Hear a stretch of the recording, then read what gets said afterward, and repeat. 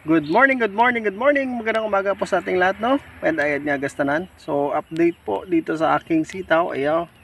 So, medyo maganda na siya. Tapos, naulanan siya kahapon. Basang-basa talaga hanggang ngayon. So, feel ko talaga na happy sila. So, never pa ako dito na pag-apply ng fungicide at saka insecticide. Pansin ko, medyo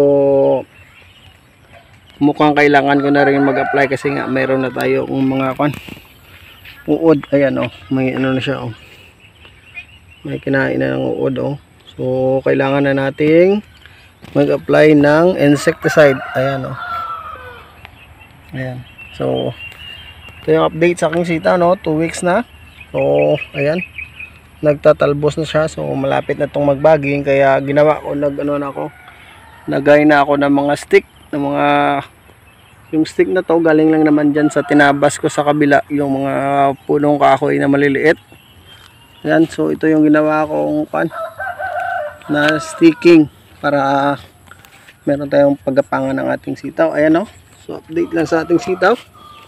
So hindi pa ako dito nakapag-apply ng abono, wala ring foliar. Pero maganda naman yung tubo ng ating sitaw kasi nga, no,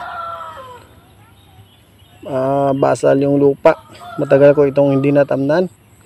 Kaya yan, maganda. So dati ako dito, ako nagtatanim ng talong. Pero ngayon sitaw muna. Ayan.